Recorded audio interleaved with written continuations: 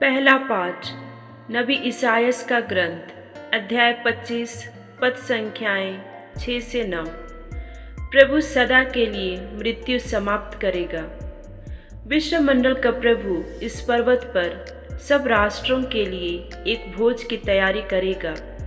वह इस पर्वत पर से सब लोगों तथा सब राष्ट्रों के लिए कफन और शोक के वस्त्र हटा देगा। वह सदा के लिए मृत्यु समाप्त करेगा। प्रभु ईश्वर सबों के मुख से आंसू पोंछ डालेगा। वह समस्त पृथ्वी पर से अपनी प्रजा का कलंक दूर कर देगा, क्योंकि प्रभु ने यह कहा है।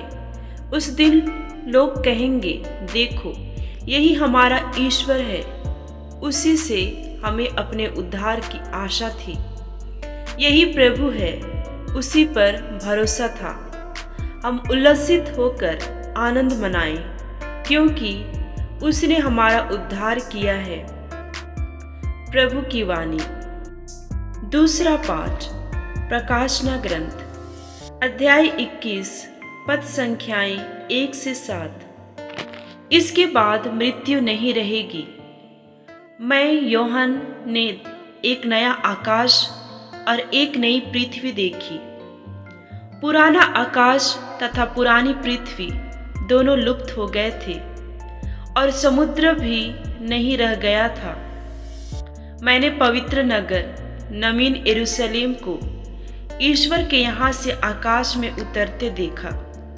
वह अपने दूल्हे के लिए सजाई हुई दुल्हन की तरह अलंकृत था। तब मुझे सिंहासन से एक गंभीर वाणी यह कहती हुई सुनाई पड़ी, देखो, यह है मनुष्यों के बीच ईश्वर का निवास। वह उनके बीच निवास करेगा। वे उसकी अपनी प्रजा होंगे और ईश्वर स्वयं उनके बीच रहकर उनका अपना ईश्वर होगा। वह उनकी आंखों से सब आंसू पोंछ डालेगा। इसके बाद न मृत्यु रहेगी, न शोक, न विलाप और न दुख, क्योंकि पुरानी बातें बीत चुकी है। तब सिंहासन पर बैठने वाले ने कहा, मैं सब कुछ नया कर देता हूँ। मैं प्यासे को संजीवन जल के स्रोत से मुफ्त में पिलाऊंगा। यह विजयी की विरासत है। मैं उसका ईश्वर होऊंगा और वह मेरा पुत्र होगा। प्रभु की वाणी। संत मत्ती के अनुसार पवित्र सुसमाचार अध्याय 11 पद संख्याएं 25 से 30। तूने इन बातों को ज्ञानियों से छिपाकर निरे बच्चों के लिए प्रकट किया है। यीशु ने कहा, हे पिता, हे स्वर्ग और पृथ्वी के प्रभु, मैं तेरी स्तुति करता हूँ, क्योंकि तूने इन सब बातों को ज्ञानियों और समझदारों से छिपाकर नीरे बच्चों के लिए प्रकट किया है। हाँ पिता, यही तुझे अच्छा लगा। मेरे पिता ने मुझे सब कुछ सौंपा है। पिता को छोड़कर कोई भी पुत्र को नहीं जानता। इसी तरह पिता को कोई भी नहीं जानता, केवल पुत्र जानता है, और वही जिसके लिए पुत्र उसे प्रकट करने की कृपा करे। थके मांदे और बोझ से दबे हुए लोगों, तुम सब के सब मेरे पास आओ, मैं तुम्हें विश्राम दूंगा। मेरा जुआ अपने ऊपर ले लो और मुझसे सीखो। मैं स्वभाव से नम्र और विनीत हूँ। इस तरह तुम अपनी आत्मा के लिए शांति पाओगे, क्योंकि मेरा जुआ सहज और मेरा बोझ हल्का है।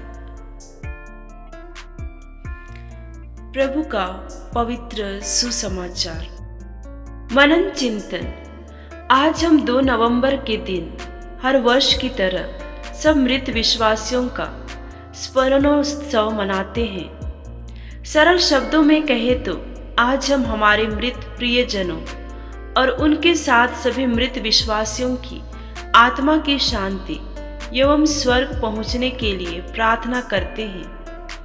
हम कैथोलिक विश्वास से यह मानते हैं कि अगर हम कृपा की दशा या पूर्ण अनुग्रह की स्थिति में नहीं मरते तो हमें स्वर्ग का सुख प्राप्त नहीं होता।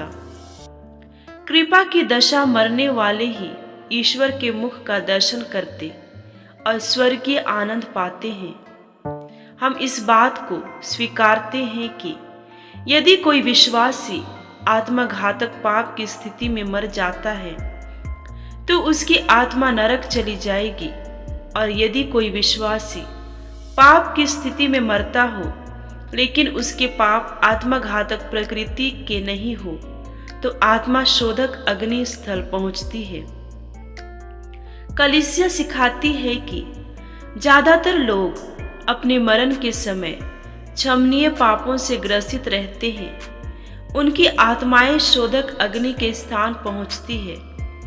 उनके स्वर्ग पहुंचने के पूर्व पूर्ण शुद्धिकरण तथा उनकी मूल पवित्रता को प्राप्त करने हेतु शोधन स्थल अत्यंत आवश्यक है। आगे कलीसिया की शिक्षा के अनुसार मृतकों की आत्माएं विश्वासियों की प्रार्थनाओं के द्वारा पापों से मुक्त तथा पूर्ण शुद्धता प्राप्त करती है। इसे मानते हुए हम इस दिन अपने प्रियजनों की कब्रों पर जाकर प्रार्थना करते हैं तथा उनके लिए मिस्सा बलिदान चढ़ाते हैं। इस दिन के माध्यम से ईश्वर हमें बुलाते हैं कि हम अपने जीवन को कृपा की अवस्था में बनाए रखें। इस स्मरणोत्सव से हमें सीख लेनी चाहिए कि जीवित रहते समय हम अपनी आत्मिक भलाई के लिए कार्य करें ताकि मरण के बाद हमें आत्मा अपनी पूर्ण शुद्धता की अवस्था प्राप्त कर पाए। हम आज प्रार्थना करें कि हम सदैव भलाई और सदाचरण का जीवन जी पाए और उदारता पूर्वक मृत विश्वासियों की आत्माओं के लिए निरंतर प्रार्थना तथा उनके स्वर्गीय सुख अर्थात पुनरुत्थान की महिमा की प्राप्ति के लिए पवित्र मिस्सा बलिदान अर्पित करें।